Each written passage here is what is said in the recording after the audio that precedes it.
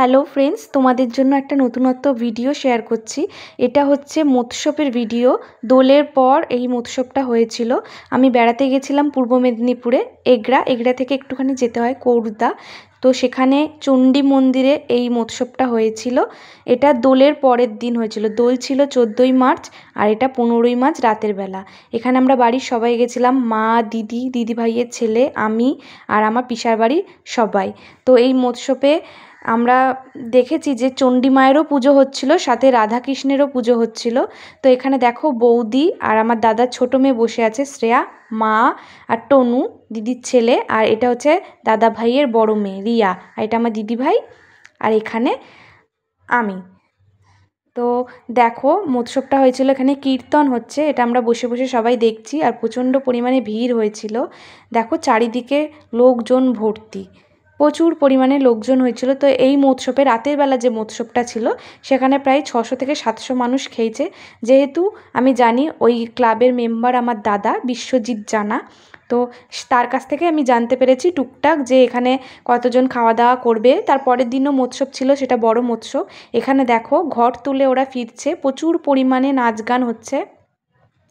এখানে কোনো মানে গ্রামের দিকে আমি একটা দেখেছি কারুর মনে অত হিংসা নেই, এখানে সবাই মানে এই আনন্দেও মানে সামিল হতে পারে, বুঝলেন তো? মানে যে মানে কেউ কাউকে না চিনলেও আপন করে নেয়। তো এখানে সবাই মিলে নাচ গান করছে, এখানে আমরা সবাই আছি, আর এখানে কীর্তন হচ্ছে। মানে অনেকক্ষণ এই কীর্তনটা হয়েছে আর ভীষণ সুন্দর, অনেকক্ষণ ধরে বসে বসে দেখছিলাম। এটা হচ্ছে চণ্ডী মায়ের পুজো হচ্ছিল, তারপরেও দেখলাম রাধাকৃষ্ণ গোপাল ঠাকুরেরও পুজো হচ্ছে, যেহেতু দোলযাত্রা, দোলের জন্য এই পুজোটা হচ্ছে। আর মেদিনীপুরে কৌড়দাতে দোলের জন্য প্রায় 3-4 দিন ধরে মৎস্যপ হয়। আর এইখানে আমি মানে কৌড়দার আমার ফ্রেন্ডরা অনেক আছে, তারা জানো যে কৌড়দা বাস স্ট্যান্ডের আগে চণ্ডী মায়ের মন্দিরে অনেক মৎস্যপ হয়েছে, প্রায় 3-4 দিন ধরে হয়েছে। সোমবার লাস্ট বড় মৎস্যপ হয়েছে, আর ওই সোমবারে মৎস্যপে অনেকজন এসে প্রায় 14,000 মানুষ খাওয়া দাওয়া করেছে, আমার দাদাভাই আমাকে বলেছে। তো দেখো আমরা পরিবারের সবাই মিলে বসে আছি, বৌদির 2 মেয়ে শ্রেয়া, রিয়া, আমি আর আমার টনু দিদির ছেলে, আর দিদি এখানে কিছু একটা বলছে। দিদি ভিডিও কল করছে, তার হাজবেন্ডকে দেখাচ্ছে যে মানে যারা কলকাতায় থাকে তারা এত বড় মৎস্যপ হয়তো কখনো দেখেনি, হয়তো দেখেছে কিনা আমি জানি না। তাও আমি যখন গ্রামে যাই এরকম মৎস্যপ দেখি, তবে এটা আমার ভীষণ ভালো লেগেছে।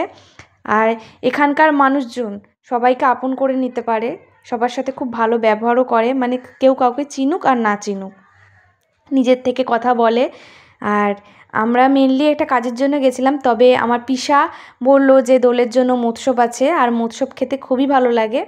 আর এটা রাধাকৃষ্ণের মৎস্যপ আর চণ্ডী মায়ের। তো তোমাদের সাথে মৎস্যপে কী কী খাওয়া দাওয়া হয়েছে সেটাও শেয়ার করব, সেই ভিডিওটা লাস্টে আছে।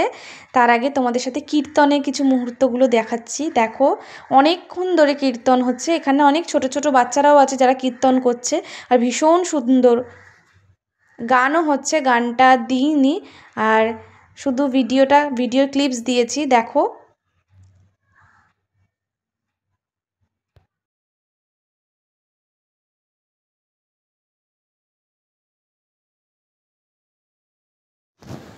দেখো এখানে আমার টনু কীর্তনের সাথে সাথে নিজেও মাথা দোলাচ্ছে, ওর নাকি খুব ভালো লেগেছে। দেখো তোমরাই দেখো এই ভিডিওটা, মানে এই ক্লিপসটা আমি মিস করতে চাইনি, তাই তোমাদের সাথেও শেয়ার করলাম। এর আগে টুকটাক কীর্তনের ভিডিও হোক যাই হোক আমি শেয়ার করেছি। আমি মেনলি ফেসবুকে রিলস শেয়ার করি আর টুকটাক ভিডিও শেয়ার করি, কিন্তু ভয়েসে এই ফার্স্ট টাইম শেয়ার করছি। কিন্তু হ্যাঁ, আমি হোম ট্যুর শেয়ার করেছি, কিন্তু এই যে ভয়েস দিয়ে এটা ফার্স্ট টাইম আমি ফেসবুকে শেয়ার করছি। আর এই দেখো আমার দাদার মেয়ে বসে ভাবছে, কী ভাবছে আমি জানি না। এই দেখো খাওয়ার শুরু হয়ে গেছে, প্রায় 11টা বেজে গেছিলো খাওয়া দাওয়া শুরু হতে। তো প্রথমে শাল পাতা দিয়েছে, আর তারপর জল দিল, তারপর নুন দিল। আর মেদিনীপুরের একটা কি জানো তো, শাল পাতায় খেতে দেয়, আর কি ভালো লাগে সেটা বলে বোঝানোর নয়, দারুণ। তো নুন দিয়ে গেছে, বসে আছি। এবার দিল কলমি শাক ভাজা। মৎস্যপে একটা না একটা ভাজা দেবেই, আর আজকে দিয়েছে কলমি শাকের ভাজা। তো আমরা বসে আছি, এবার দেবে অন্ন। যেহেতু মৎস্যপের খাবারকে ভাত বলতে নেই, তাই অন্ন বলতে হয়, তাই আমিও বলছি যে এবার অন্ন দিল। তরকারির জন্য বসে আছি। তোমাদের একটা কথা বলে দিই যে এত টেস্টি তরকারি তোমরা যদি বাড়িতে বানাও হবেই না, ছেড়ে দাও। আর হচ্ছে যত ভালো করেই বানাও এরকম স্বাদ তোমরা আনতে পারবে না। ভীষণ সুন্দর হয়। এটা একটা পাঁচমিশালি সবজি দিয়ে গেছে, আর এখানে আলু, শাক, মটরশুঁটি বিভিন্ন সবজি দিয়ে হয়েছে। ভীষণ টেস্টি, ভীষণ ভীষণ, মানে ওটা বলে বোঝানোর নয়। আর কি বলবো, মানে যারা খেয়েছো তারা তো জানোই এনারা ভীষণ সুন্দর রান্না করে, দারুণ দারুণ। আর এখানে দেখো আমার দাদার মেয়ে খেতে খেতে হাঁপিয়ে গেছে। যাই হোক, আর তোমাদের বলি যে যারা খেয়েছো তারা তো জানো। আর মানে কি বলবো, কিছু বলার নেই, ভীষণ সুন্দর রান্না। এরকম রান্না বাড়িতে তুমি যত ভালো করেই ট্রাই করো পারবে না। তো আমি ডাল নিচ্ছি। আমি এমনি বাড়িতে ডাল খাই না, কিন্তু মৎস্যপের ডাল মিস করি না। এটা হচ্ছে মুগের ডাল, ভীষণ সুন্দর, ভীষণ সুন্দর। প্রত্যেকটা তরকারি দারুণ হয়েছে। তো আমার দাদা বারেবার জিজ্ঞেস করে যাচ্ছে, বোন রান্না কেমন হয়েছে? আমি বলছি রান্না দাদা দারুণ হয়েছে, ভীষণ সুন্দর। যারা খেয়েছো তারা তো জানোই। এবার দিল কুমড়োর তরকারি, মেদিনীপুরের ভাষায় বৈতালের তরকারি। তো তাই তো, তোমরা কমেন্ট করে জানাও কুমড়োকে বৈতাল বলে তো মেদিনীপুরে।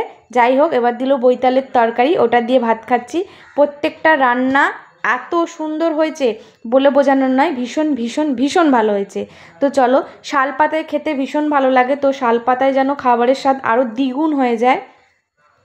অন্যান্য থালা মানে শোলার থালায়, কাগজের থালার থেকে শালপাতার থালায় যারা খেয়েছো তারা জানো।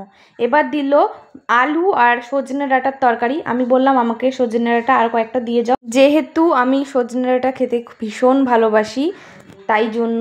আর প্রত্যেকটা তরকারি অসাধারণ হয়েছে, মানে বলে বোঝানোর নয়। আজকে একটু কম রান্না হয়েছে, মানে কম বলতে কি, তাও 5-6 রকমের পদ হয়েছে। কিন্তু সোমবার বা রবিবার সকালে রাতে যারা রান্নাগুলো হয়েছে অনেক ধরনের পদ রান্না হয়েছিল। যাই হোক, মোটামুটি 6-7 রকমের পদ আজকে হয়েছে, ডাল, শাক ভাজা। এবার দিল টমেটোর চাটনি।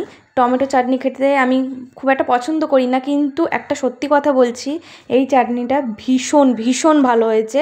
মানে আমি এই চাটনিটা দিয়েই পুরো ভাতটা খেয়েছি, এত সুন্দর চাটনি হয়েছে। আর যাই হোক, পরে আরেকটা খাবার মেনু আমি শেয়ার করব, মানে আরেক দিনের মৎস্যপের রান্না আমি শেয়ার করব যে কী কী রান্না হয়েছিল। তো চলো, tata, bye bye, thank you.